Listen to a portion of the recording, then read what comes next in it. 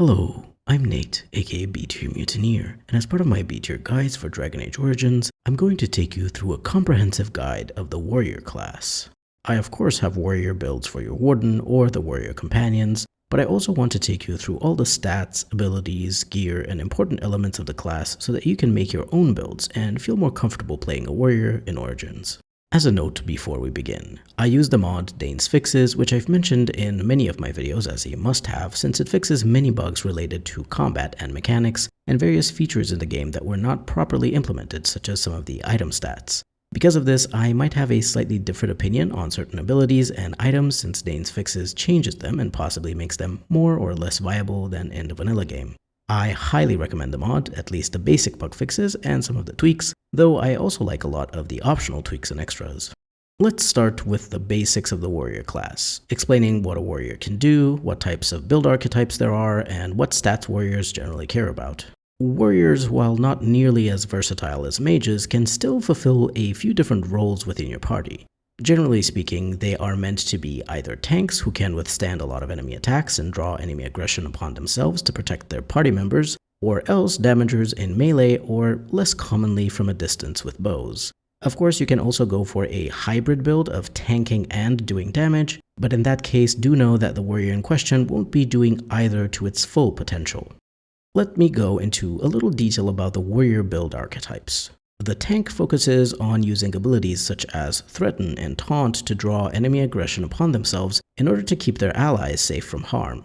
This means that they have to be tanky, aka have high defensive stats such as health, armor, defense, resistances, etc. A tank will generally use the Weapon+Shield style since having a shield equipped gives them some extra defensive stats. However, you can also play a two-handed tank if you so desire. For an example, you can look at my Sten build guide. I think it could in theory be possible to make a dual-wielding tank, but unfortunately they lack an ability that makes them immune to knockdown, which both Weapon+Shielders and two-handers have as part of their talent trees. So I will not be discussing a dual-wielding tank here since I think it's a bit too subpar even for my B-tier guides. The melee damager, called a scrapper in the game's tactics presets so that it's not confused with the mage damager, can specialize in any of the melee weapon talents, Weapon+Shield, two-handed, or dual-wielding, and their main role is to deal as much damage as possible to enemies. I do think that a rogue has a much higher potential for damage due to being able to backstab enemies, but a warrior scrapper has the advantage of being inherently tankier, being able to wear heavier armors and wield higher damage weapons due to investing more points in strength. And I also think that a damager warrior is easier to play and to set up the tactics for, since you don't have to micromanage them like you do in the situation of rogues with backstabs. For a warrior damager, I normally don't go for the Weapon+Shield style since that entire talent tree is far more focused on defensive stances and bonuses. You can still deal a decent amount of damage with a Weapon+Shield if you put a lot of points into strength and unlock the damage-focused specialization Berserker. I made a Berserker Reaver build, which is meant to be a damager tank hybrid, which you can check out to get a sense of how a Weapon+Shielder can deal good damage. Finally, the Archer archetype can also be used by warriors since they have access to the archery tree. However, I feel like the warrior archer is somewhat subpar to the rogue archer, because if you want to wear heavier armors, you need to invest points in strength, and range damage is increased through dexterity. And in general, doing archery with heavier armors isn't really a great idea since you will want certain stats that improve your archery, such as rapid aim, which you can only find on light armors and such. If you really want to make a warrior archer, it is possible, and you can build them decently well, but unfortunately your warrior will only feel like an archer without the warrior part. If you are interested in making archery as well as other weapons in the game feel more interesting and balanced, and as part of this be able to play more interesting builds such as the warrior archer without losing out on so much effectiveness, I highly recommend the mod Weapon Type Rework by Offcorn. I mainly downloaded it because I was sick of bows not having any kind of strength requirement, and I also wanted crossbows to be at least slightly more useful for more of the game by increasing their base damage. But the mod affects all weapon types in the game, and I genuinely think it does a great job at making them feel slightly more distinct from each other. In any case, this is in general what the warrior can do in terms of build archetypes: be resilient and protect their party from harm as a tank, focus on damaging enemies as a scrapper, or being a somewhat subpar archer by using the archery talents. Let's talk about the most important stats the warrior is interested in. Due to the build archetypes being quite different from each other, I will discuss the stats preferred by each archetype, as there are not many overlaps here as there were in my mage class guide. Starting with the stats for a tank warrior. Strength is the main attribute a warrior wants so that they can equip higher tier weapons and heavier armors, as well as increase the damage of their melee weapons. However, it's not the only attribute they're interested in. A weapon and shield tank will want to focus on dexterity just as much, if not more than strength, so that they can unlock more weapon and shield talents such as shield wall that are dependent on dexterity, and increase the warrior's defense and thus make them harder to hit. A two-handed tank may not care so much about dexterity since they don't have any dexterity-dependent talents in the two-handed tree, and instead of focusing on defense for their protection, they will likely want to wear higher tier armors and find gear with other defensive bonuses to increase their survivability. Other than these main attributes, a two-handed tank specifically may also want to put some points up to a score of 20 to 25 into their willpower attribute, since they will want to have a decent amount of stamina to be able to use various two-handed abilities in combination with their tank abilities. Direct bonuses to stamina and stamina regeneration from gear will also be useful here. The weapon and shield tank doesn't have as many abilities they want to use, so it's fine if their stamina pool is somewhat lower, although stamina and stamina regen bonuses from gear in this area aren't bad by any means. There are various sustained abilities you may want your tank to use, such as a champion's rally to boost ally stats, while you also keep up the threatened sustained for tanking purposes. Defense helps the character avoid physical attacks in combat by comparing your defense to the enemy's attack score, not only affecting melee attacks but also ranged ones. You get higher defense from improving your dexterity attribute, as well as by having various bonuses to it from gear or certain passive or sustained abilities. As I mentioned earlier when I was discussing dexterity, defense is a stat that weapon and shield tanks want to increase a lot since they already benefit from putting points into dex and also have various talents which increase their defense values, such as shield defense or shield wall. However, if you aren't focusing on getting a high defense score, it's not really worth getting just a few points in defense for your two-handed tanks, since it won't increase their chances to avoid getting hit significantly enough. Missile deflection, also called chance to avoid missile attacks or defense against missiles, is a separate score from defense that only applies to making your character more likely to avoid ranged attacks. Defense is also part of the calculation whenever you are attacked by an arrow or bolt, so combining high defense and missile deflection is a good idea to keep your tank safe from attacks. Dodge chance gives your character a percentage chance to avoid a physical attack entirely, without caring about the enemy's attack score. This only applies to attacks that require an attack roll, so unfortunately some enemy abilities that cannot miss, such as the Ogre's Ram, the Golem's Slam, or an Archer's Scattershot will still hit you even if you have full dodge chance, as they cannot be dodged. Dodge chance is calculated before defense is factored in, and so if you have a decently high chance to dodge and combine that with a high defense, your tank will be able to avoid most melee or ranged physical attacks and thus be able to keep the enemy aggression on them without struggling to survive. Armor reduces the physical damage that your character takes by a certain amount. The main way to improve your armor score is by equipping armor pieces that are either higher tier or of a heavier type. Generally, warriors wear heavy or massive armor, especially tanks who want to have as high defensive stats as possible. Even if you have high defense, missile deflection, and dodge chance, some abilities can't be avoided and will hit you, and they can do quite a large amount of physical damage. Due to that, it's a great idea to have a high enough armor score so that those enemy abilities don't do too much damage at once to your tank.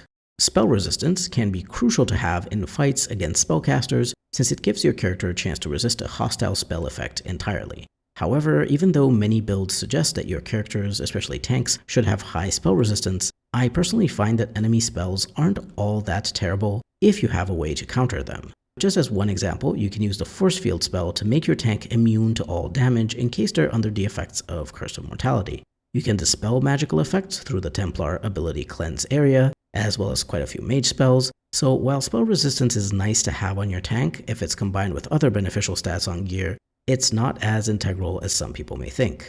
Of course, it always depends on your playstyle. For example, if you're planning on not taking any mages in your party, then spell resistance becomes far more important since other than the Templar's Cleanse Area, there's nothing else you can do to counter enemy spells. Elemental resistances, fire, cold, electricity, nature, and spirit, are kind of in the same boat as spell resistance.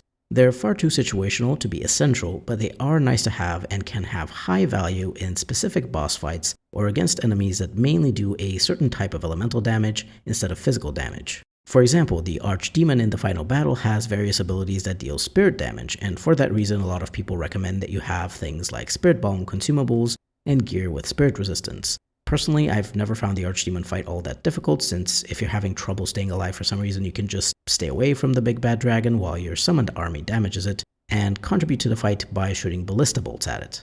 You can circumvent the need for various elemental resistances by simply increasing your tank's health pool as well. Speaking of, constitution and health bonuses are very good for tanks. A higher health pool means that they can take more damage before needing to be healed by a spell or drink a poultice. Combine higher health with other more generally applicable defensive stats such as defense, chance to dodge, and armor, and you have a tank who mostly avoids getting hit, but who is also fine with taking the damage of the hits that do manage to bypass their defenses. I don't recommend putting a lot of points into Constitution when you level up because it just gives you an extra 5 HP per point of Constitution. You can put a few points, perhaps up to a Constitution score of 20. However, I do recommend keeping an eye out for items that grant your tank extra Constitution, health, as well as health regen and combat. As you can see, other than strength, most of the stats that tanks care about are defensive, since they need to be resilient enough to survive lots of enemy attacks and abilities. Sure, some bonuses to attack may not be terrible to allow the tank to hit enemies more consistently, but remember that the tank's main role isn't to do damage, they soak up enemy damage instead.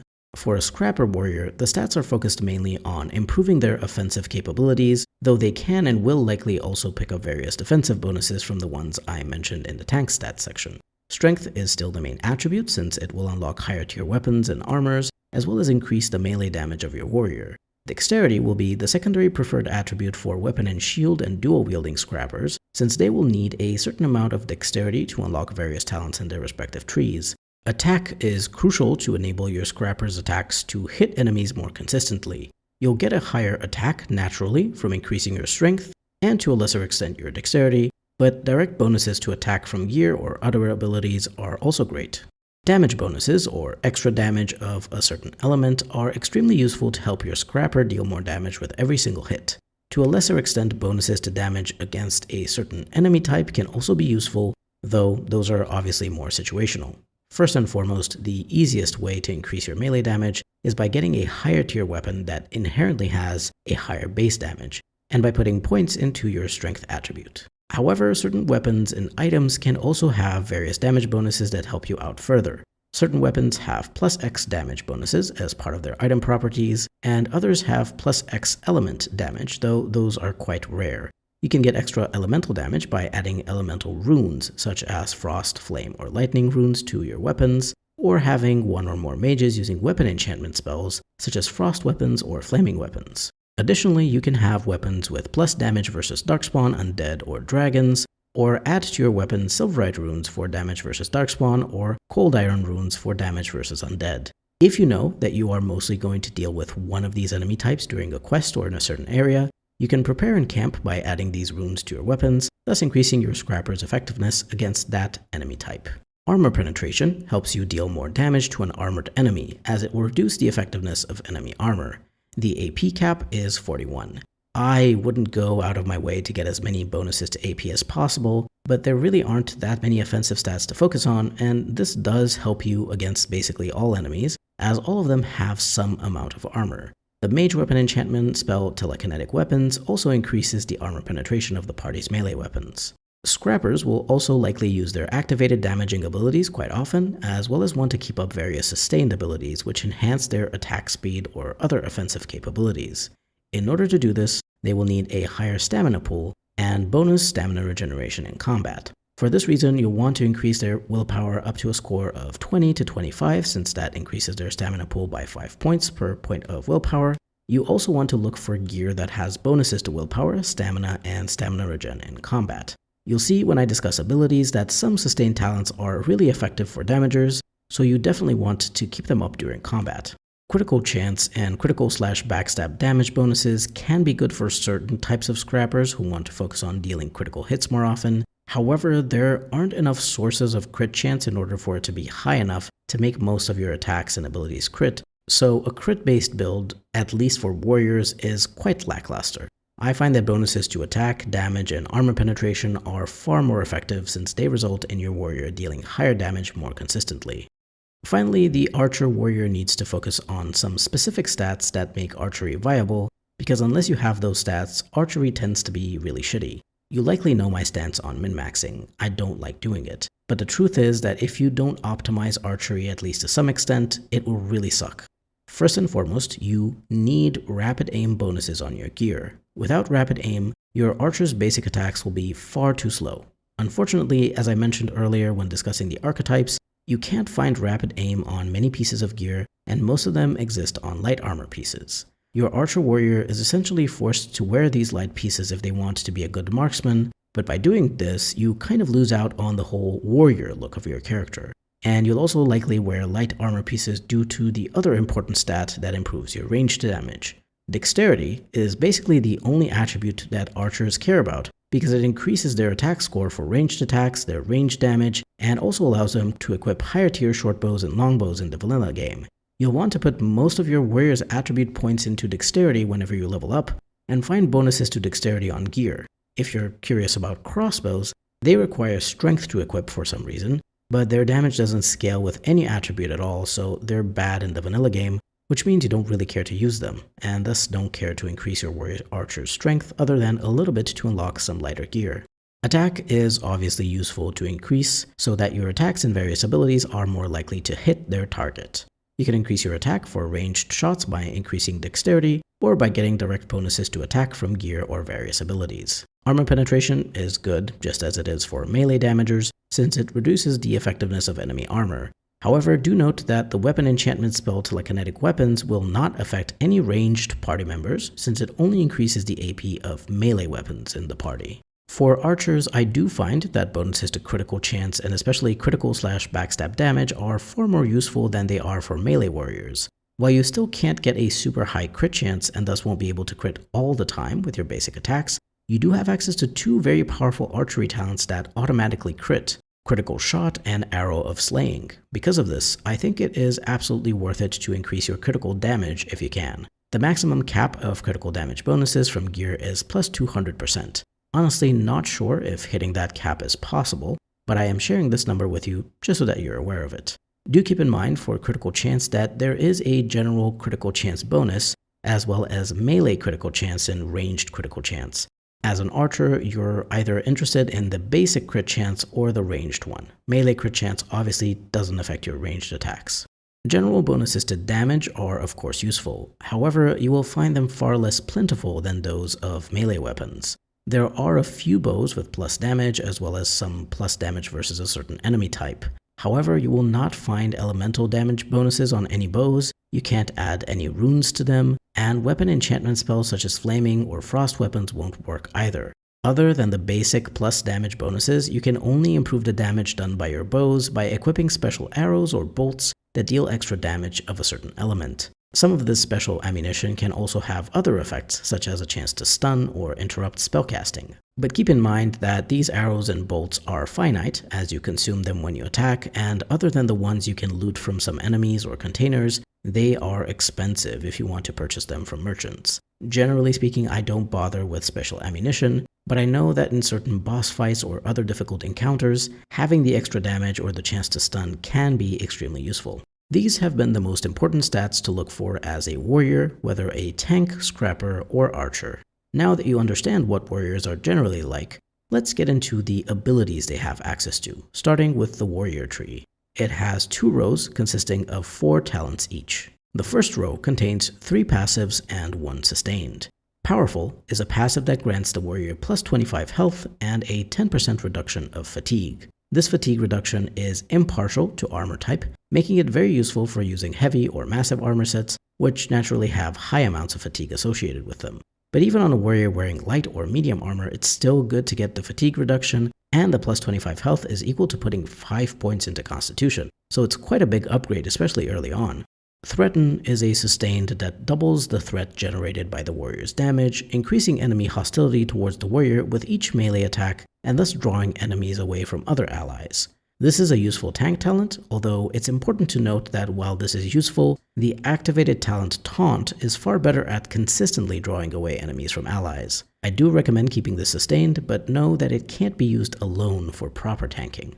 Bravery is a passive that grants +3 mental and physical resistance, +1 damage, and also increases the warrior's crit chance by 3.5% for each enemy above 2 engaged with the warrior in melee. I believe that in the vanilla game this crit chance enhancing effect doesn't properly work, and as far as I can tell it wasn't fixed by the mod Dane's Fixes either. However, I still think the +1 damage and physical and mental resistance bonuses are fairly good, so you can pick this passive up if you don't have anything better to unlock.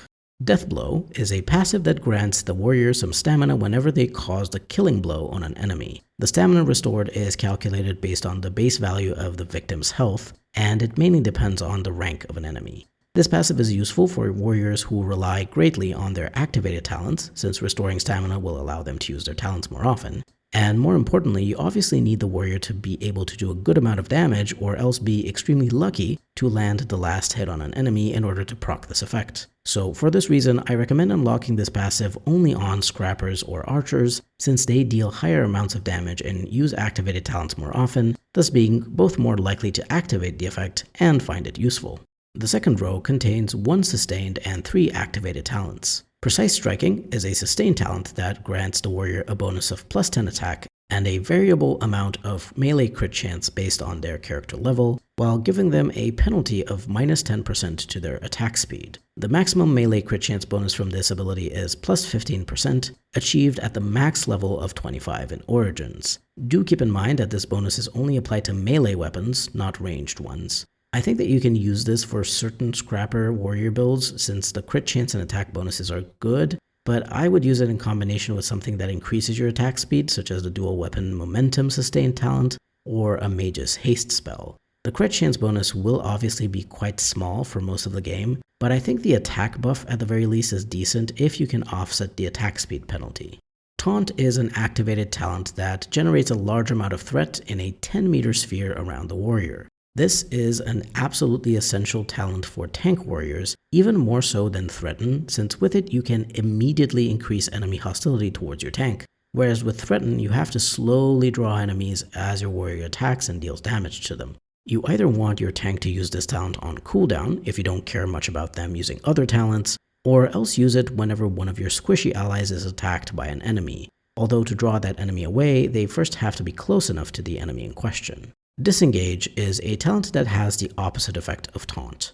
It lowers the threat towards all enemies within 10 meters by a decent amount. I personally have never found a reason to use this ability on a non-tank warrior, since I will also have a tank warrior in the party and I just make the tank use Taunt instead to draw enemies away from attacking my damager warrior. Or else I could use an ability that stuns or in general CCs an enemy or multiple enemies in order to give my damager warrior some breathing room. Not really an ability I recommend unless you're doing something funky with threat that I personally have never had to do, or unless you want to unlock the final ability in this tree. Perfect Striking is an activated talent that grants the warrior a huge +100 attack bonus for 15 seconds. This should essentially guarantee that you will hit whatever enemy you are attacking, unless they dodge the attack entirely through dodge chance. Personally, I've never had such big issues with my warriors struggling to hit enemies, particularly from the mid-game onwards. And since this ability can only be unlocked at level 12 or higher, I haven't found it super useful. I usually focus on giving my warriors enough bonuses to attack through strength and or dexterity, as well as bonuses to attack from gear, that it's not a problem for me. If you're using someone like Oghren and the game's autoscaling messed up his build and made him extremely incompetent, I would much rather recommend you getting a Specialization mod, or at the very least the no follower autoscaling past level 7 tweak that is part of Dane's Fixes in the balance/mechanics tweaks. As you can see, most of the warrior talents are quite situational. While the passive bonuses in the first row are pretty useful for everyone, especially Bravery, unlocking the other talents very much depends on your build.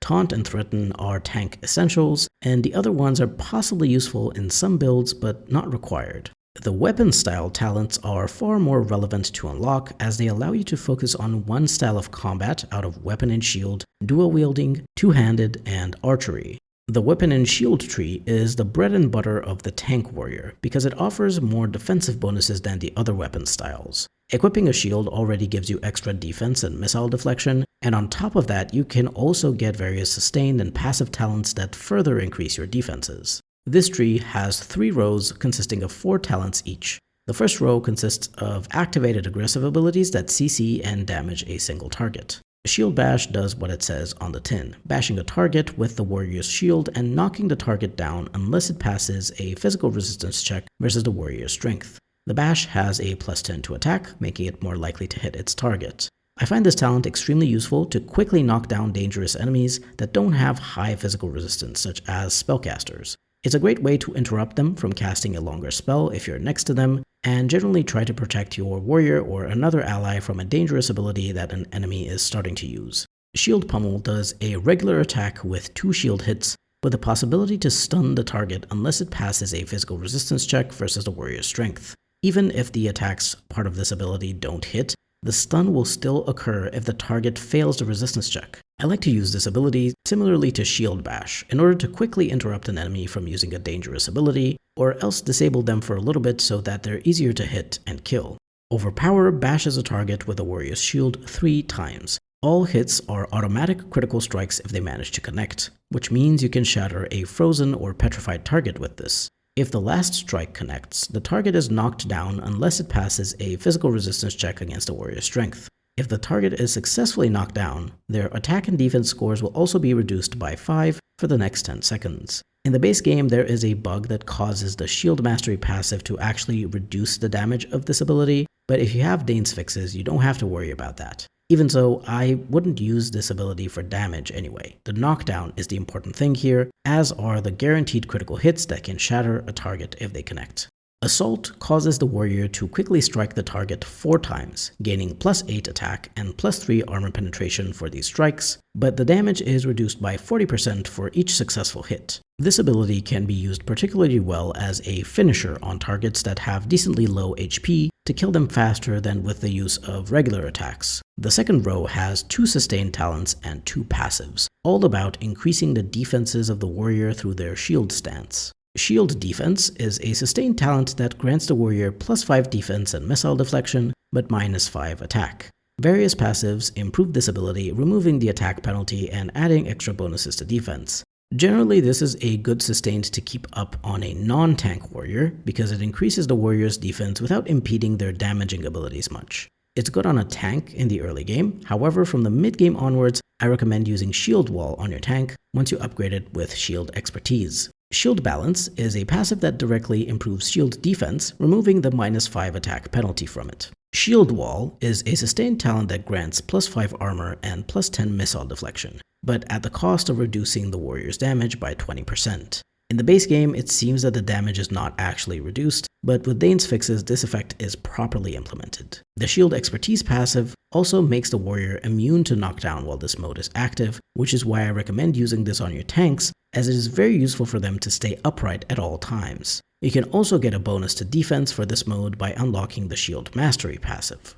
Shield Expertise is a passive that grants an additional +5 defense to the Shield Defense mode, and more importantly, makes a warrior immune to knockdown effects while using Shield Wall. This is an absolute must to unlock for your tanks as soon as it becomes available at level 12, but you can skip it or leave it for later on your more damaging weapon and shield warriors. Finally, the third row has 1 sustained and 3 passives, which also focus on the warrior's defenses coming from their shield.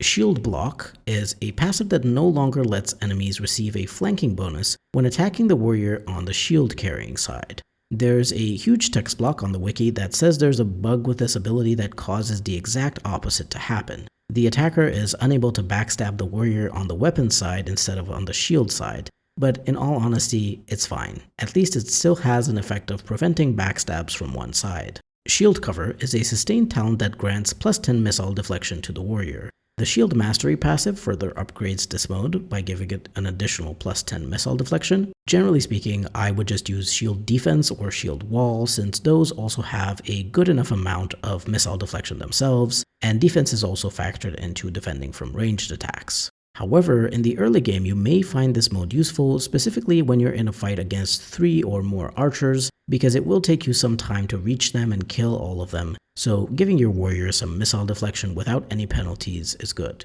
Even if you won't want to use this later on so much, you need to unlock this to have access to the other two passives in this row. Shield Tactics is a passive that provides the warrior immunity from backstabs, and makes attackers no longer receive any flanking bonuses to attack. However, it doesn't protect against the rogue coup de grace ability when the warrior is paralyzed or stunned, meaning that in that situation they will still be backstabbed. This is a great bonus for your tank since it means they'll take far less damage from rogue enemies, at least generally speaking. Shield Mastery is a passive that grants bonuses to all the active and sustained talents in the Weapon and Shield tree. It's supposed to add extra damage or maximize damage rolls for Shield Bash, Shield Pummel, Assault, and Overpower, but it's bugged in the base game, so I highly recommend having Dane's fixes to solve these problems. Furthermore, it grants Shield Defense an extra +5 defense, it grants Shield Wall an extra +10 defense, and it grants Shield Cover an extra +10 missile deflection. The fixed version of this passive with Dane's fixes is absolutely worth it for any kind of Weapon and Shield warrior, whether a tank or a damager, since it improves all of the talents in the tree. The Weapon and Shield tree is far more focused on defenses, so it is far better suited for tank builds. But you could also focus on the aggressive talents of the first row and upgrade them with Shield Mastery, as well as get some defensive stance to make a hybrid tanky damager build. Moving on to the two-handed tree. While the two-handed style is in my opinion best suited for a damager warrior, since two-handed weapons deal higher amounts of damage, you can still make a tank warrior using a two-handed weapon due to the fact that the two-handed warrior can become immune to stuns or knockdowns with one of the talents here. The tree has 3 rows of 4 talents each. The first row has 2 activated talents, 1 sustained and 1 passive. Pommel Strike is an ability that deals no damage but automatically hits and knocks the target down unless it passes a physical resistance check against a warrior's strength. Similar to Shield Bash, this is a great ability to interrupt spellcasters or other enemies trying to use a dangerous ability. And it's better than Shield Bash because it automatically hits, so you only have to worry about the enemy's physical resistance. And since a two-handed warrior's strength tends to be higher, then it should be far more likely to knock the enemy down. Indomitable is a sustained talent that grants the warrior immunity to stun, slip, and knockdown effects. It also grants +1 to your warrior's damage. While I mentioned these immunities as being essential for tanks, they are honestly extremely useful for any character, since so many abilities as well as possible friendly fire effects from your party spells can be resisted without issue. You want to cast Blizzard and your warrior is right there? Go right ahead. The warrior won't slip if they have Indomitable active. This is the best two-handed talent, hands down. Any character, regardless of their class, would love to have this. Stunning Blows is a passive that grants a 50% chance for each critical hit of the warrior to stun the opponent. There is no resistance check, so it can't be normally resisted, but it does only apply to critical hits. A very good passive that can be nicely combined with auto-crit abilities. Speaking of auto-crit abilities, Critical Strike is an ability that has +5 to its attack roll. If the strike connects, it's an automatic crit that will outright kill any non-boss enemy if its health is at or below 20%. Otherwise, it does regular critical damage. However, I don't consider this ability all that amazing since you also have Mighty Blow, a tier 1 talent with a much lower cooldown that causes an auto crit and interrupts enemy melee auto attacks. The only situation where you would want to use Critical Strike is if Mighty Blow fails to stun an enemy, it's on cooldown, or you just need to deal a lot of damage as fast as possible. Otherwise, you can kill a normal or elite enemy with Mighty Blow or even Sunder Arms. The second row has 2 activated talents and 2 passives, and focuses entirely on aggressive effects. Sunder Arms is an ability that strikes twice and gives a target a -10 attack penalty if they fail a resistance check against a warrior's strength. This ability is really good in the early and mid-game due to being cheap, having a short cooldown, easy to unlock as it's a tier 1 talent, doing 2 hits, and also possibly reducing enemy attack. Both attacks from Sunder Arms can be critical. The attack penalty is only applied by the second hit and does not stack with itself. Together with Indomitable, I consider Sunder Arms to be one of the essential abilities for a two-handed warrior that you should unlock as quickly as possible. Shattering Blows is a passive that is supposed to grant bonus damage versus construct type enemies, aka golems, sylvans, corpses, and skeletons. In the base game, this is bugged and does not grant any additional damage, but if you have Dane's fixes, then the issue is solved and the extra damage is correctly applied. With a fixed version, this is a great bonus to unlock because you will fight quite a lot of undead throughout the game, and they do tend to have higher health than other enemies.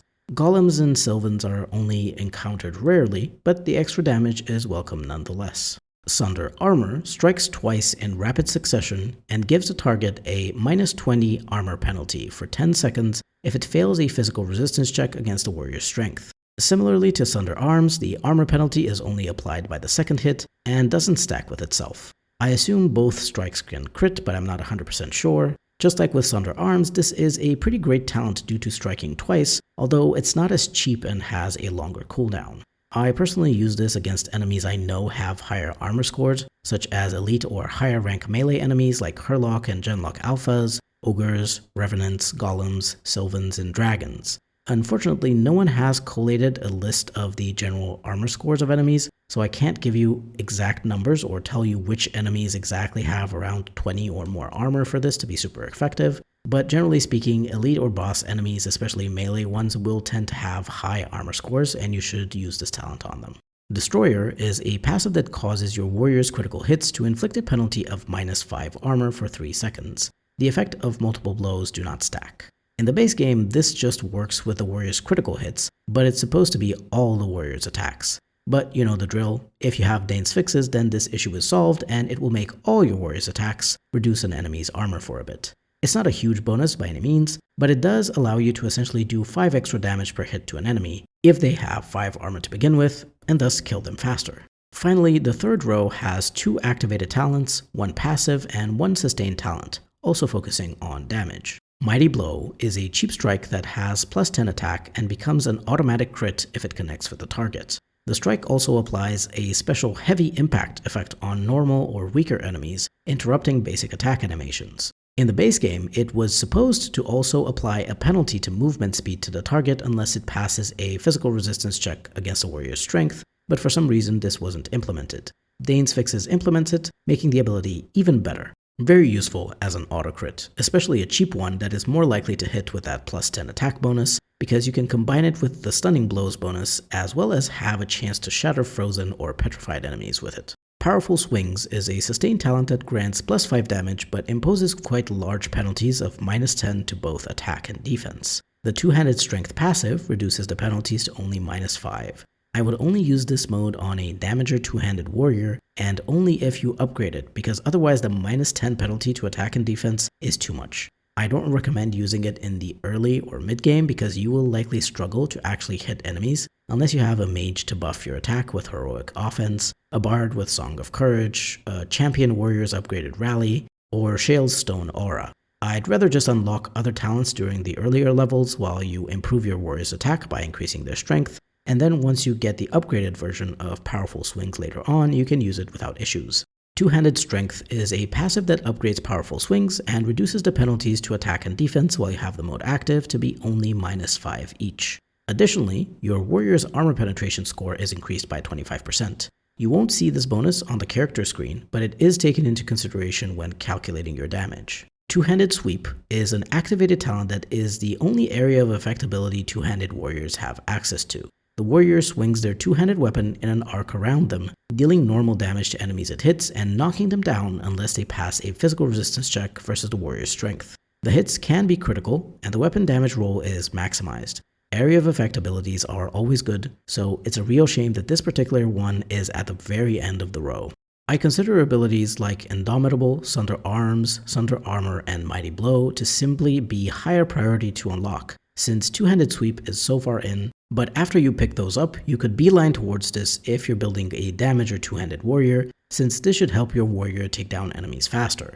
The various passives in the other rows are good, don't get me wrong, but they're not necessarily as high value, so you can also unlock them later on. The two-handed talents mainly focus on your warrior's damage, as you can see, but the Indomitable Sustain really shines as a defensive option for both damager and tank two-handers by helping them be immune to knockdown, slip, and stun effects. Personally, I find two-handed warriors too slow compared to the other types, so I would only recommend using them if you're also planning on having a mage with haste in the party to increase their attack speed. They do work without haste, but you'll struggle a lot more with a two-hander than with the other builds. Moving on to the dual weapon tree. This one is my personal favorite, so I'm obviously biased when I say it's the best for a damager warrior, but you know, lots of other DA fans love the dual wielding warrior too. Extremely sad that we didn't get this kind of build again in the Dragon Age trilogy. It's genuinely lots of fun, so much so that a dual wielding warrior is the build I chose to highlight as an option for your Warden warrior. Similarly to the other weapon talents, there are 3 rows of 4 talents each. Unlike the other weapon talents, all the passives in this tree are concentrated in the first row. Dual weapon training causes your offhand weapon to get the same attribute bonuses to damage as your main weapon. It effectively triples the damage the offhand weapon gains from attributes, a great early pickup to increase your character's damage. Dual weapon finesse grants the character bonuses of +5 attack and defense, while having 2 melee weapons equipped. Attack and defense bonuses are always welcome, attack especially early when you may be struggling to hit enemies consistently, and defense is great at all times to protect you from taking damage. Dual Weapon Expert grants your character plus 2.5% melee crit chance and also deals an amount of bleeding damage per hit to enemies. In the base game, the bleeding damage doesn't scale with character level even though it's supposed to, but as with most of the bugged abilities here, Dane's Fixes sorts it out. Dual Weapon Mastery allows your character to use full-sized weapons in both hands. It also reduces your fatigue by 2.5% when dual wielding. I think this is a great ability to unlock on warriors, since it's a good idea to increase your character's strength for the purposes of equipping higher tier and heavier armor, so you'll find more use out of equipping full-sized weapons, especially if you use my favorite combo of the dual striking and momentum modes to deal a lot of damage with your big weapons fast. The second row of the dual weapon tree has 1 sustained and 3 activated talents. Dual striking is a sustained mode that causes your character to strike with both weapons at the same time, but makes your attacks unable to be critical hits. However, your damage is essentially doubled, and so this talent is great to use especially if you can increase your attack speed through momentum or haste. Each weapon still does its own attack roll as part of this double swing, so one or both can miss, but in my experience, a dual wielder warrior tends to have better attack scores due to getting them from both strength and dexterity. Weapon buff spells such as flaming weapons are applied for each weapon, so you'll get the bonus for both strikes. Critical hits are still possible in conjunction with auto-crit skills, such as an enemy being affected by the Death Hex spell, though rogues have more ways to achieve this by attacking out of stealth or using the duelist talent Pinpoint Strike. In my opinion, however, the higher damage of dual striking is worth losing out on critting, especially for warriors. Riposte is an activated talent that causes your character to strike at a target once, dealing normal damage, as well as stunning the opponent unless it passes a physical resistance check versus your character's cunning. Then you strike with the other weapon, generating a crit if the target was stunned. This is generally a great talent to use on rogues, since they will have a high chance to stun the target due to their high cunning score, but on warriors it's not as useful since the stun is really the best part of this ability. Cripple is an activated talent that strikes low at a target with the strike having +5 attack and hitting critically if the attack connects. The target is debuffed for 10 seconds with -40% movement speed, -10 attack and defense unless it passes a physical resistance check versus the attacker's strength. Since this one relates to your strength, it's a much better talent to use on warriors instead of rogues, and the debuff is great to apply to an elite type physical enemy such as a Hurlock or Hemlock Alpha, an Ogre, or a Revenant, or a physical type of boss. Punisher is an activated talent that strikes 3 times against a target, dealing normal damage for the first 2 strikes and generating critical hits for the final blow that uses both weapons if they connect. The target will be debuffed for 20 seconds with -10 attack and defense, and be knocked down unless it passes a physical resistance check against the attacker's strength attribute. Another great talent for warriors to use since the debuff is more likely to be applied. Just like with Cripple, I would use this on elites and bosses. The third row in dual weapons has 3 activated talents and 1 sustained. Dual Weapon Sweep is the best dual weapon activated talent by far due to dealing damage in a cone in front of the attacker. You strike out with both weapons and inflict 50% more damage than normal. The attack result is always a standard combat hit. It can't miss, but it can't crit either. There is a bug in the vanilla game where sometimes a talent can miss a target while it's standing directly in front of you, but if you have Dane's Fixes, it's resolved. But once again, I can't stress this enough. If you don't have this unlocked by default at the start of the game due to your origin, unlock it immediately. It does so much damage, it's cheap, and has a relatively low cooldown too. An essential dual-wielding talent.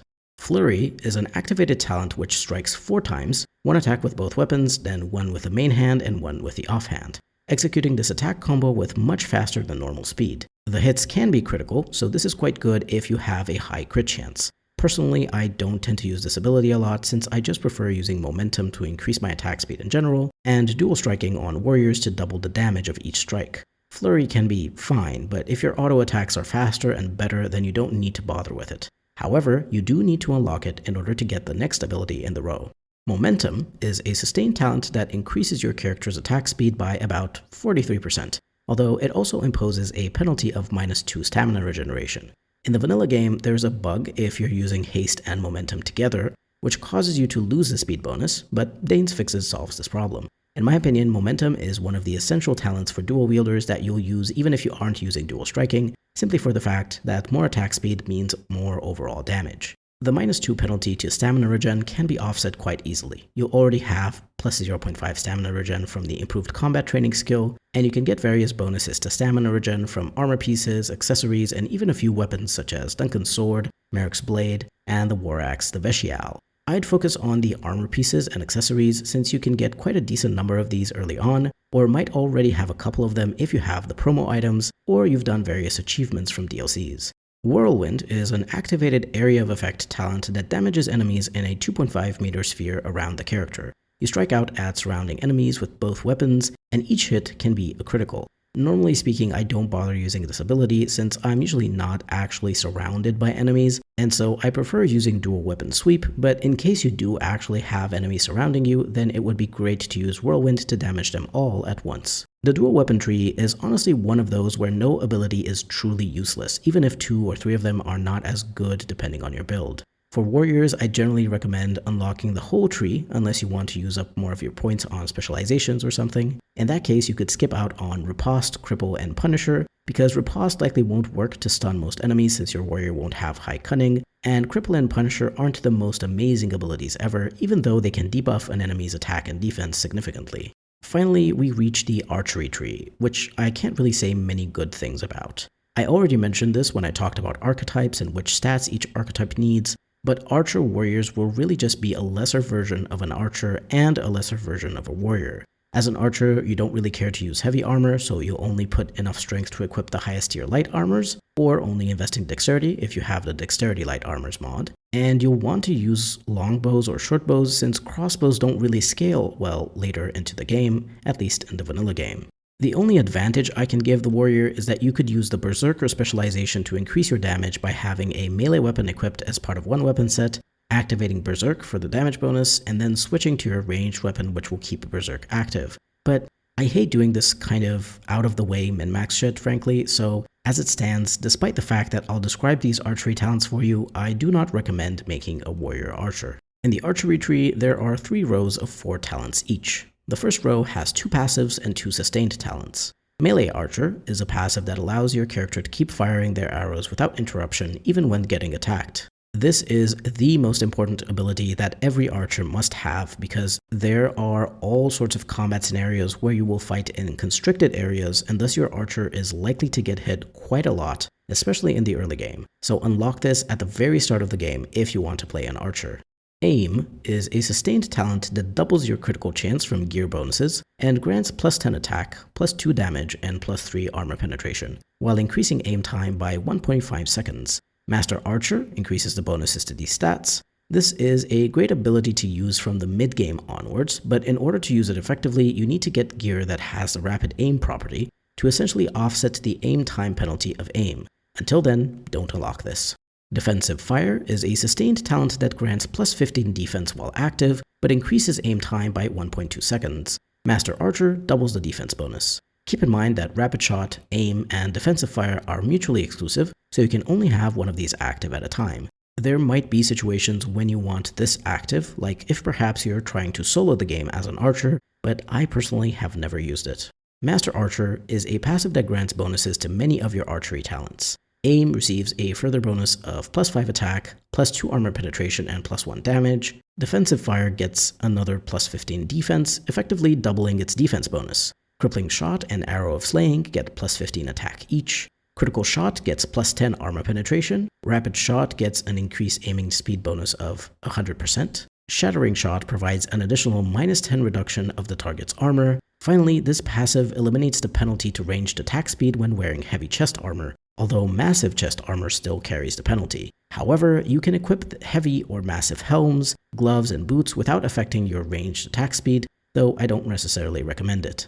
The second row has 4 activated talents, all offensive in nature. Pinning Shot fires an arrow to the target's legs, pinning it in place for 8.5 seconds unless it passes a physical resistance check against the attacker's cunning score, and slowing movement speed by 50% otherwise. On hard or nightmare difficulty, even normal or critter enemies almost always resist this effect. And in particular, on a warrior, this sucks since warriors don't have high cunning, so it's even more likely for enemies to resist the effect. Crippling Shot fires an arrow that debuffs the target for 20 seconds with -10 attack and defense if it hits. The hit can be critical. This is a pretty nice ability to use on physical elites and bosses since the debuff duration isn't based on the enemy's rank, so you get to apply a decent penalty to the enemy even when they're higher rank. Critical Shot fires an arrow that automatically scores a critical hit if it hits, and the attack also gets +10 armor penetration. Like any auto-crit ability, this is great to use in order to shatter frozen or petrified enemies. To try to ensure you hit, it's also good to have plus attack bonuses such as from a nearby champion warrior's rally or from a mage casting heroic offense on your archer. You can use Critical Shot and Arrow of Slaying one after another to extremely quickly kill a pair of enemies at the start of combat. Speaking of, Arrow of Slaying is another auto-crit if it hits, and it has an inherent +5 attack bonus. If the strike connects, not only is it a crit, but it deals double the normal critical hit damage, and the weapon damage is maximized. There's some additional bonus you can get if your archer is higher level than the enemy it's shooting, but it's far too complicated. After using this ability, the archer suffers a penalty of -1 stamina regeneration for 10 seconds, so do be careful when using this. I recommend having more stamina regen bonuses than you strictly need, so that you don't accidentally deactivate your sustained talents in the middle of combat after using this ability. The third row has 2 sustained talents and 2 activated ones. Rapid Shot is a sustained that reduces your aim animation by a maximum of 2 seconds, 3 seconds if you have Master Archer, but it causes your hits to no longer be able to crit. Aim speed can only be reduced to 0. Most items with the Rapid Aim property reduce aim time by 0.3 seconds, so for longbows and shortbows which have an aim time of 0.3 and 0.2 seconds respectively, Rapid Shot becomes useless if you have an item with Rapid Aim on it. I do recommend unlocking Rapid Shot in the early game since you won't have these kinds of items at the beginning and shooting faster is preferable. Archery is really not great early since it doesn't deal a lot of damage, so shooting your auto attacks faster does help. Shattering Shot is an activated talent that deals normal damage if it hits, and reduces the target's armor by 10 for 20 seconds. Master Archer makes it reduce armor by a total of 20. Critter and normal rank enemies are also briefly knocked down when hit by this ability, interrupting their actions, but I don't know why you would use this on them since they likely have pretty low armor scores. I recommend using this against physical elites or bosses since they will have quite high armor. Suppressing Fire is a sustained that causes each of your shots to apply a penalty of -7.5 attack for 10 seconds, though the time is adjusted by enemy rank. This penalty can be applied multiple times. I believe you can use this mode in combination with either Rapid Shot, Aim, or Defensive Fire, but frankly, I don't know why you would. I'm not so well versed in archery, so I may be missing something. Do tell me in the comments if I am. But you can have other types of characters apply penalties to an enemy's attack, and often defense at the same time, such as a dual wielder with Cripple or Punisher, a mage with Weakness, Miasma, or Disorient. If you're dealing with an elite or boss, you'd rather reduce their armor with Shattering Shot or straight up attempt to kill them with an auto-crit ability like Critical Shot or Arrow of Slaying. Not sure the attack penalty from Suppressing Fire is ever worth it. Scattershot is an activated talent that fires a single arrow that automatically hits its target, stunning it and dealing normal damage. The arrow then shatters, hitting all nearby enemies with the same effect. The stun duration isn't very long, only 2 seconds, and it's also adjusted by enemy rank. However, the fact that it automatically hits, the stun can't be resisted unless a creature is immune to stuns, and it also stuns all nearby enemies is amazing. In addition to normal damage, this ability deals 15 bonus damage. Up to 10 hostile secondary targets within 15 meters of the primary target are hit. Line of sight from the primary target to the secondary ones is required for this to happen. In the vanilla game, if the primary target is killed by Scattershot, the secondary targets won't be hit, but Dane's Fixes solves this. I'm guessing that using Scattershot in combination with Suppressing Fire may actually be the one situation where Suppressing Fire is really good, since the 15 bonus damage is dealt as a separate instance, and because of this all targets will be debuffed twice, applying a total debuff of -15 attack to all of them. Personally, that is way too much for me, so I just tend to use the far more basic combo of Rapid Aim Gear, the Aim Sustained, and mostly auto attacks, with the occasional auto crit ability on high priority targets such as spellcasters or elites, and debuffing shots like Shattering Shot on highly armored targets.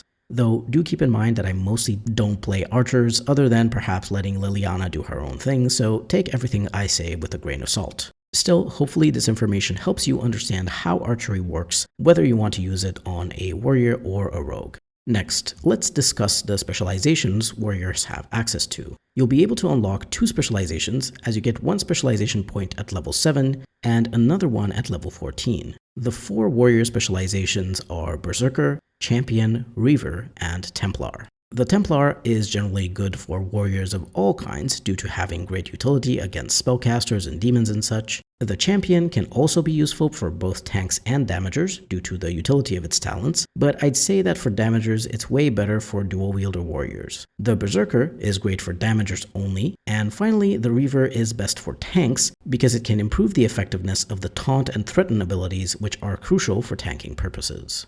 The Berserker is the most aggressive of the specializations, focused on increasing your warrior's damage and keeping them healthy in the fight for longer. It also has great lore since this fighting tradition was founded among the warrior caste in Orzammar, and you can even learn it from Oghren if he likes you enough. You can also find that the tradition was passed on to Avar barbarians and made its way to the Ash warriors, who you can meet in Ostgard during the game. Pretty cool stuff. Unlocking the specialization grants the warrior +2 strength and +10 health, which is pretty good.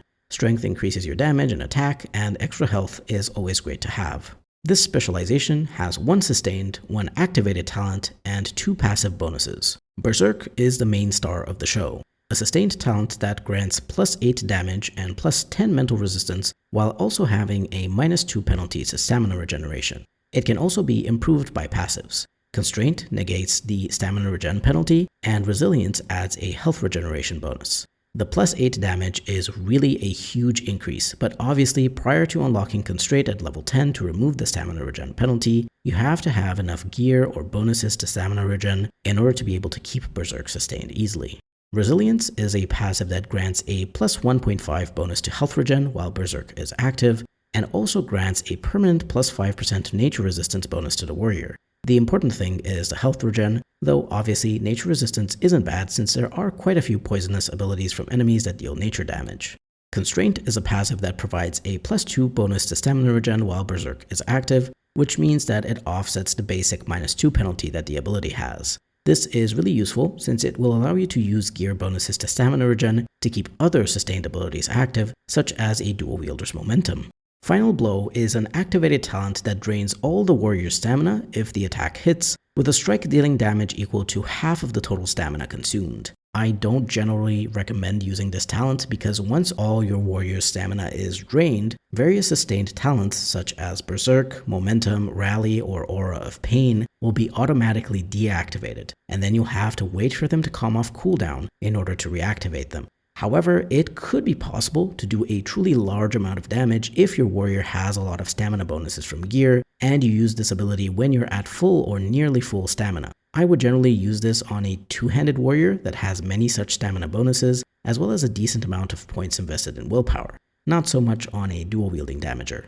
The Champion feels like the more basic choice of specialization since it doesn't have all that much flavor or lore, but it does have good utility, and I recommend it usually on tanks for the utility you can grant your team. Unlocking this specialization grants the warrior +2 willpower and +1 cunning, which aren't good stats for a warrior, but unlock bonuses aren't all that important. This specialization has 1 activated talent, 1 sustained, and 2 passives that increase the bonuses of the previous talents. Warcry is an activated talent that gives nearby enemies a penalty of -10 attack for 20 seconds. With the Superiority passive, you also have a chance to knock them down unless they pass a physical resistance check versus the warrior's strength. Rally is a sustained talent that grants nearby allies +10 defense while this is active.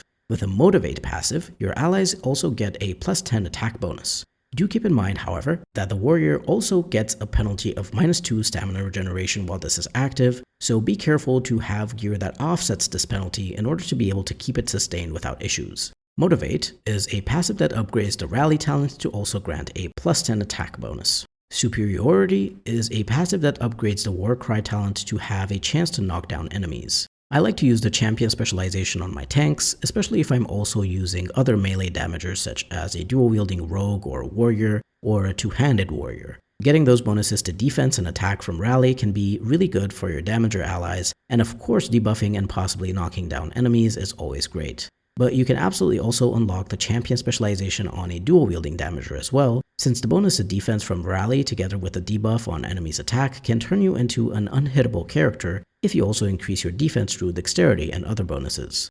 The Reaver is a bit of a weird specialization, essentially the warrior's version of blood magic. It's not as powerful as the mage's specialization, but it is nonetheless interesting from a visual and lore perspective. And some of its abilities are very good for tanks or tank damager hybrids, as I showed with my Berserker Reaver build. Reavers devour the souls of their slain opponents to heal themselves, as well as having some other abilities that have to do with pain and fear. Unlocking the specialization grants the warrior +1 constitution and +5 physical resistance. These stats are not great. The 1 constitution gives you 5 health, and as a warrior you're likely to have pretty high physical resistance already. This specialization has 2 activated talents and 2 sustained ones, though one of the sustains also has a passive bonus. Devour heals the warrior for a decent amount based on the number of enemy corpses around them within 5 meters. It's a similar ability to the mage's death magic spell, but it's instant rather than sustained, which makes it much better in my opinion. You can just choose to activate this whenever you have at least 2 or more corpses around you for a decent heal, and then immediately get on with the fight. It's cheap as well, though it does have a 30-second cooldown, so you can't use it super often. It works well as an extra heal when poultices or spells are on cooldown, and you have a bunch of fallen enemies to take advantage of. Do note that this ability scales somewhat with spell power, but I wouldn't recommend you put a lot of points into magic for this. Though you may already know from my other guides that I recommend having a score of 13 to 15 magic for your non-mages to increase the effectiveness of their healing from poultices. So that small increase will upgrade your spell power and thus healing from Devour.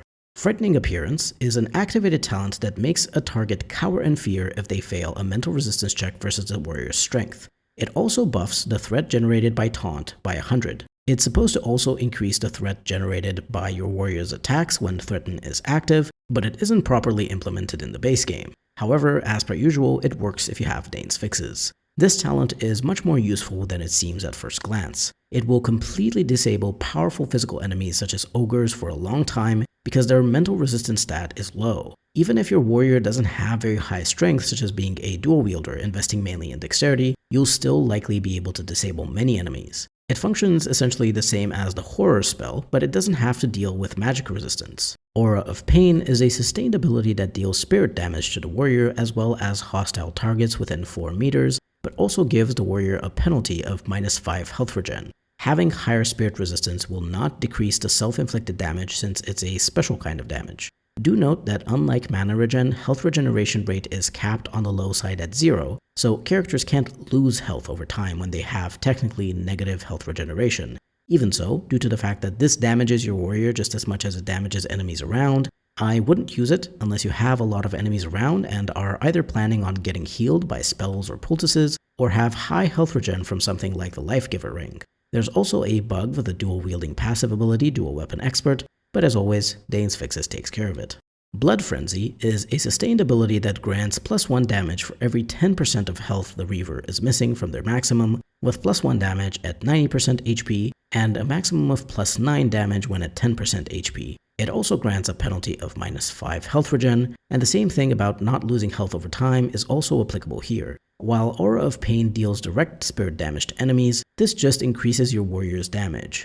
It may be useful if you attack a lot, such as having a dual-wielding warrior with momentum up, but unfortunately you can't keep your warrior at around 10% health to get the maximum bonus due to the fact that there are dangerous enemy abilities that they tend to use on characters below 50% HP, and either way, essentially anything could kill you at that low amount of health. And so it's not really worth the stamina and fatigue to keep this up for what is likely 1 to 4 points of extra damage, unless you're a fast attacking dual wielder. The Berserk Sustained of the Berserker is much better if you want to increase your warrior's damage, since it always gives you a +8 no matter what. You could use Blood Frenzy as an additional source of damage, since you will likely be missing at least some amount of health, especially during longer battles. As a little conclusion, the first two Reaver abilities are amazing, absolutely worth getting on an aggressive warrior. Aura of Pain is situational. I would only get it on a warrior who has good health bonuses from gear and good healing from mage party members. Spirit damage can be really powerful against many enemy types, since very few enemies are resistant to it,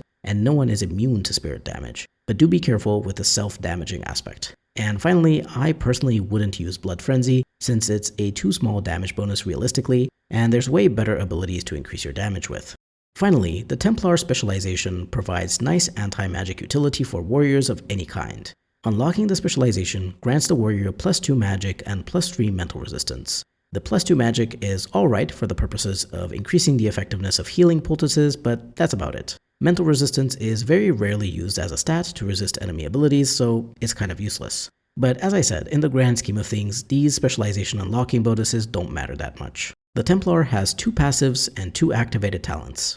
Righteous Strike is a passive that causes each of the Templar's melee hits against a spellcaster to drain mana equal to 25% of the damage dealt, and also restore the same amount of stamina to the Templar. This is a nice passive for any melee character in general. I wish rogues had access to this as well, seeing as in later games we do see Templar archers and such. Spellcasters are some of the most dangerous enemies you can encounter in the game, so being able to drain their mana while damaging them is great. The less spells they cast, the better. Do know that there are also enemies that have mana, but which are not obviously spellcasters. Abominations, Shades, Rage Demons, or Arcane Horrors. These enemies will also be affected by the mana drain. Cleanse Area is an activated talent that removes all spell effects other than Glyph of Neutralization in a 10-meter area around the Templar. This doesn't remove persistent spell effects like the ones created by Blizzard or Earthquake. This is really only useful in a few mage-dominated fights in the game, but it does make them very easy. For example, it's the most powerful in Nature of the Beast if you fight against Zathrian. Cleanse Area will remove the paralysis from Witherfang and the werewolves, and so what would otherwise be a very challenging battle will feel like a cakewalk. Though the mage's anti-magic burst spell would also achieve the same effect. Mental Fortress is a passive that grants the Templar +20 mental resistance. As I mentioned previously, there are very few enemy abilities that require a mental resistance check, so I don't find this passive particularly useful. However, it is a prerequisite for the final ability in the Templar tree. Holy Smite is an activated talent that deals a decent amount of spirit damage to a target and enemies in a 5-meter circle around it. If the primary target is a spellcaster, it must pass a mental resistance check or else it will lose a moderate amount of mana and take additional spirit damage equal to half of the mana lost. The primary target affected by the smite will be stunned unless they pass a physical resistance check against the Templar's willpower attribute. The others in the AoE will be knocked back if they fail a similar physical resistance check. Warriors in general don't have many AoE abilities, so this is a great one, not so much due to the damage, though it is spirit damage, but due to the high likelihood of knocking enemies down. However, even though it's incredibly useful, it's unfortunately only available from level 15 onwards, which likely means you won't use it for very long in your playthrough. Another possible negative of Holy Smite is that it can crash your game due to some graphical issues. I personally haven't encountered this issue very much, but nonetheless it's something to keep in mind. I enjoy the Templar Specialization due to its utility against magic. Frankly, sometimes the only thing I unlock is a Righteous Strike passive because I just find it that useful. Finally, do note that the Templar, unlike the other specialization, also gets an additional advantage: Templar Restricted Gear. There are a couple of massive chest pieces in the game which can only be worn by Templars. These chest pieces have great bonuses to spell resistance and can be extremely useful for your warrior to wear when fighting elite or boss spellcaster enemies to increase their chance to resist their spells entirely. Before we move on from the warrior abilities, I want to mention 2 more special talents that are in their own category, part of the Power of Blood tree. These can be unlocked only on your Warden as part of the Warden's Keep DLC by drinking the alchemical concoction. I think the warrior gets the best Power of Blood talents, though of course they still come with some drawbacks. Bloodthirst is a sustained talent that grants a +25% boost to melee attack speed, +10% melee and ranged crit chance, and +20% movement speed. However, while activated, it drains -10 health every 2 seconds, and damage taken by your Warden is increased by 20%, which means you actually get -12 health drained every 2 seconds. This melee attack speed increase can stack with momentum without breaking the 50% animation length reduction limit, though you don't have to worry about that bug if you have Dane's fixes. It doesn't increase ranged attack speed, but it does give you a juicy plus 10% to your crit chance, so you may still be interested in using this on a warrior archer. As with the other self-damaging ability from the Reaver, in the base game this applies some bleeding damage onto yourself if you have the dual weapon expert passive, but Dane's fixes removes this issue. A really interesting use case for Bloodthirst is actually in exploration due to the increase in movement speed. Especially if you also combine it with haste, you can run around quickly in larger areas that require some amount of backtracking, such as the deep roads. The health drain is kind of annoying, but you could offset this by having some large bonuses to health regen from the Life Giver ring or from Kaelin's armor set, as well as simply making sure that your mages heal you when your health gets low, or else use poultices to keep yourself topped up. Blood Fury is an activated talent that drains 40 health from the warrior immediately and knocks back targets in a 5-meter radius around the warrior if they fail a physical resistance check versus the warrior's strength. Considering the general lack of AoE crowd control abilities warriors have, especially in comparison to mages, this is a great talent to have on your Warden, as minus 40 health isn't that big of a deal. You can just heal back up with a spell or poultice and the effect is more than worth it. I'll be honest, most of the time I don't bother with the Power of Blood abilities, though I do tend to play the game more often with mage or rogue wardens. But Blood Fury is very nice to use when I play as a warrior. It's kind of sad that it's only available for your character and you can't give Alistair and or Loghain access to the Power of Blood abilities since they're also Grey Wardens. Let's move on to my gear recommendations. I'm not going to go through each and every item in the game because no one has time for that, but I will highlight a few key items that will be helpful for your warriors. I've already explained the stats that each warrior type is interested in, but now I'll go into a little more detail about specific items that you will likely want to obtain. Starting with the warrior archer who requires the most specific stats, you'll need to get items with the rapid aim property, because without them your ranged attacks and talents are simply too slow. In addition to these items, I do very much recommend the extra tweak in Dane's fixes called Ranged Talent Aim Time, which removes the additional aim time added whenever a ranged talent is used. This applies equally to both your party's archers as well as enemies, so it feels balanced and makes archery less clunky. This tweak will likely make the Sarkothrian fight and other encounters against archers harder though, so tread carefully. In any case, here are the best items with rapid aim bonuses. Repeater gloves are light gloves with rapid aim as well as +1 armor penetration. They can be looted as part of the Return to Ostagar DLC.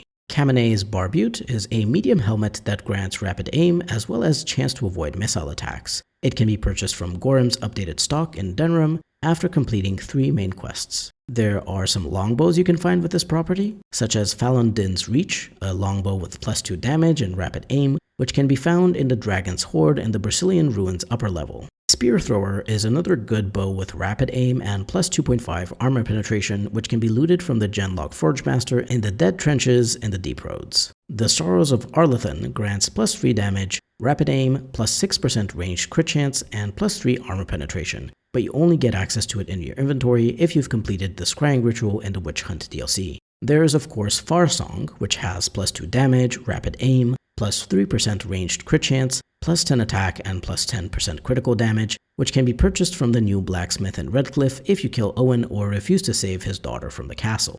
Personally, I never suggest this option for people because Owen's fate should be purely a role-playing choice, not a choice made in order to get a strong item that your character wouldn't even know about beforehand. You could also choose a short bow as your weapon due to the inherently faster attack speed compared to longbows, but only one is worth it. Whitewood Bow, which grants +3 damage and +5% ranged crit chance, and can be looted in the Kadan Fey hideout as part of the Trial of Crows questline.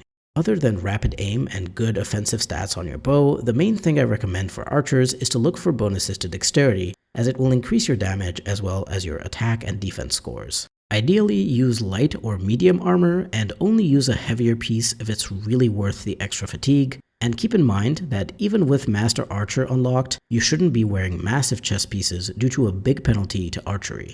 For tanks, I've already mentioned the kinds of defensive stats to be on the lookout for, but here are a few special pieces of gear that may help you out in specific situations. For fights against multiple mages or a powerful boss mage, I highly recommend equipping Templar restricted chest pieces on your warrior tank if they have the Templar specialization unlocked, because the spell resistance bonuses could cause your tank to fully resist enemy spells. There are 3 such Templar restricted chest pieces, but only 2 are worth talking about. The first is a Templar armor, which gives +3 willpower, plus 20% spell resistance, and +5 mental resistance, and can be looted from the Templar being bewitched by a Desire Demon in the Circle Tower if you kill him. The other good Templar chest piece is the Knight Commander's Plate, granting +5 willpower, plus 40% spell resistance, and plus 10 mental resistance, which can be bought from Farron in the Frostback Mountain Pass for 27 gold and 42 silver. I think the Knight Commander's Plate is absolutely worth the money if you have a Templar tank in your party.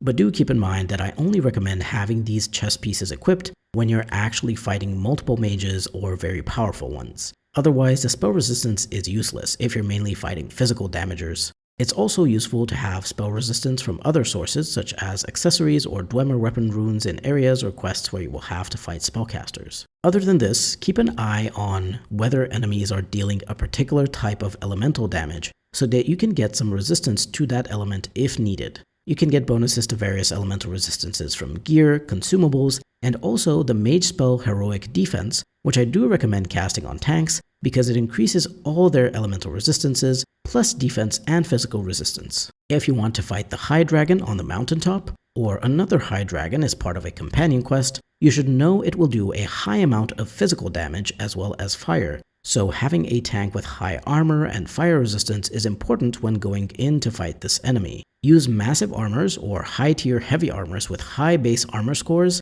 and possibly bonuses to armor as well. A great heavy armor set with an armor score comparable to massive armors is the Armor of Diligence set. For massive armors, you could go for Kaelin's armor set or the Juggernaut armor set, which has elemental resistances that would help you against the High Dragon's fire abilities. Other than gear stats, you can also get a temporary buff to fire resistance by using a greater or lesser Warmth Balm consumable. You can find these as random loot, possibly steal them from NPCs and also craft them, or only as a last resort, purchase them from a handful of merchants. I don't recommend purchasing them since they're quite expensive. The lesser version grants plus 30% fire resistance, and the greater grants plus 60%. You can similarly get some spirit resistance with spirit bombs or gear bonuses for when you fight the Archdemon in the final battle, since the Archdemon has spirit damage based abilities.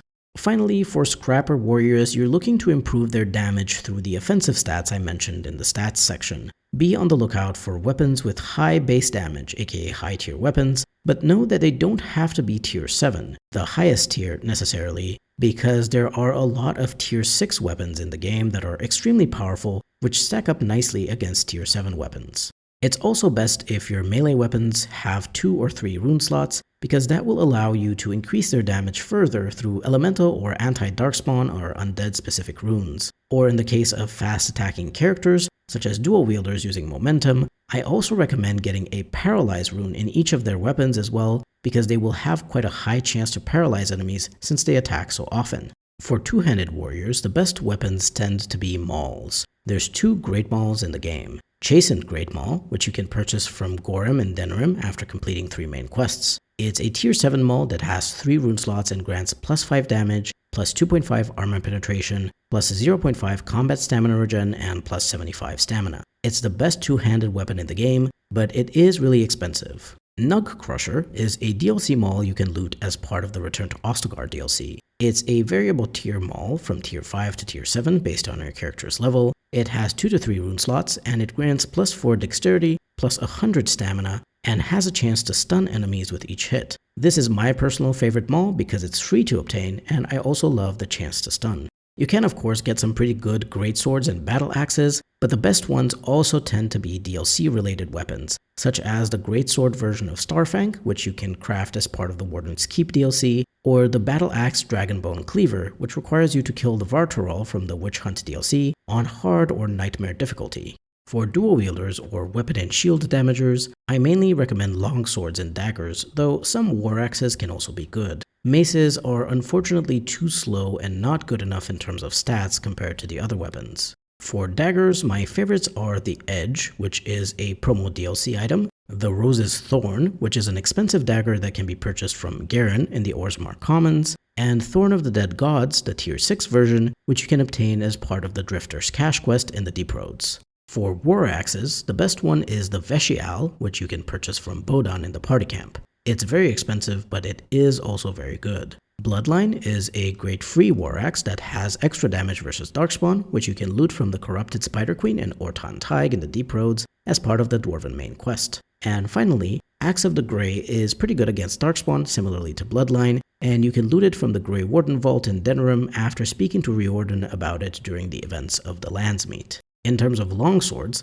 my favorite is Merrick's Blade, especially for Weapon and Shield warriors, because it combines with Kaelin's shields to create a powerful set. You can loot both items as part of the Return to Ostagar DLC. The longsword version of Starfang you can craft as part of the Warden's Keep DLC is also amazing, but keep in mind you can only craft one sword and must choose between the one-handed and two-handed versions.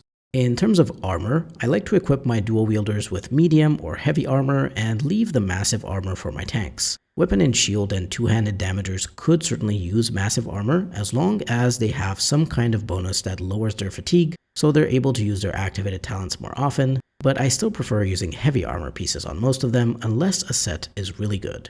There are two good medium chest pieces. Ancient Elven Armor, which is part of the Ancient Elven set that has various bonuses to spirit resistance. You could use this armor and armor set against the Archdemon specifically for a dual wielder or perhaps a Weapon and Shield character. The boots are in a locked cabinet in the Lothering Chantry for which you can get the key from Sir Bryant. The chest piece is in the Lower Brazilian Ruins as part of the Nature of the Beast quest. The helmet can be traded for with the Mad Hermit in the East Brazilian Forest, and the gloves can be found in the Ruined Temple as part of the Urn of Sacred Ashes quest. Varathorn's armor can be obtained from Varathorn in the Dalish camp as part of the side quest Rare Ironbark, and has very good stats for a medium chest piece due to extra armor and stamina. I prefer to use this on dual wielders or two-handers since the extra stamina and lower fatigue lets them use their activated talents more. For heavy armors, I really like the whole Diligence set, which has a lot of bonuses to armor as I mentioned in the tank gear section. The chest piece for it can be found on a knight's corpse in the Ruined Temple during the Urn of Sacred Ashes main quest. The gloves are in a locked chest in the Orzammar Shaperate, and the boots can be purchased from Owen in Redcliffe Village after saving his daughter from the castle. Yvonne the Great's Mail is an amazing heavy chest piece all on its own, purchasable from Haren at Wade's Emporium in Denerim. It's expensive, but absolutely worth it as it has the best stats of any armor in the game. In terms of massive armor for damagers, I only recommend one set, the Warden Commander Armor Set, which can be obtained by killing the demon-possessed corpse of Sophia Dryden as part of the Warden's Keep DLC. The set has good bonuses to stamina and critical damage, and the set bonus includes a reduction of fatigue. I would only use this on two-handed damagers, since they can make the best of it. You can see that I was able to recommend a lot more items as part of the Scrapper section because they have a lot more flexibility in terms of gear choices. While tanks need to focus on defensive stats and archers need rapid aim, Scrappers just want offensive stats and some stamina or stamina regen bonuses to be able to use their damaging talents more often. So feel free to experiment with the items you use on your Scrapper warriors to find the right combination for how you like to play and which fit the builds you create. With this, we reach the end of my comprehensive guide to the warrior class in Dragon Age Origins. Due to the detailed manner of this video, it was an extremely long one, so if you've watched until the end, thank you. I really appreciate it. The warrior doesn't feel as overpowered as the mage in DAO, but that doesn't mean it isn't useful. Having a tank in your party is pretty much essential, and while an arcane warrior can tank a lot of hits, they don't have access to the threat generating abilities that a warrior has. And the warrior isn't just good for tanking. There's really fun builds that can do a lot of damage, my personal favorite being the dual wielder who uses dual striking and momentum, and later on combines them with Berserk to deal huge amounts of damage with each lightning fast attack. I do wish that warriors got some more love in terms of their abilities compared to mages. Well, warriors and rogues both. They have a lot of passive abilities part of their talent trees, and while those passives are useful, you just don't have the same amount of choices when it comes to active abilities when you compare them with the 66 base spells that mages have access to. Warriors only get 5 usable talents in the warrior tree, 10 in the archery tree, 8 in the dual weapon tree, 7 in the weapon and shield tree, and 8 in the two-handed tree. But you're going to specialize in only one weapon style, whereas mages are free to combine spells from different schools however they wish, with the only limit being the amount of total spell points they can use to unlock spells. I do think, however, that mages need to have all those extra spells because while warriors have so many different weapon styles which feel significantly different, mages could feel too samey if they had less spells, since other than the arcane warrior, their gameplay is the same. Stay at range, shoot magical bolts from your staff, and cast spells. Warriors are easily able to create at the very least 4 different builds based on weapon styles, and then of course also further separate some of those weapon style builds at least into tank and damage variants. I mentioned this here about mages because in the meantime I've realized how limited they feel in Dragon Age Inquisition in comparison, and in Inquisition the designers clearly tried to balance mages with the other 2 classes, but instead ended up making mages feel more boring, or at the very least having way less potential in terms of build diversity. But in any case, this has made me appreciate way more the variety of talents that warriors have access to, and particularly appreciate the fact that they can also use dual wielding or archery. My personal favorite warrior things are the dual weapon tree, all the specialization, but especially Berserker, and in general the cool visuals of heavy or massive armors. What are your favorite warrior abilities or builds you like to use in DAO? Let me know down below. If you're looking forward to more videos about Dragon Age and other games I like, do remember to subscribe and leave a like and comment while you're at it too. They really help. A special thank you to my members who help keep this channel running. I'd really appreciate it if you'd consider joining the channel as a member to support me and unlock perks like early access to videos. This has been B-Tier Mutineer. Thank you very much for watching, and I'll see you next time.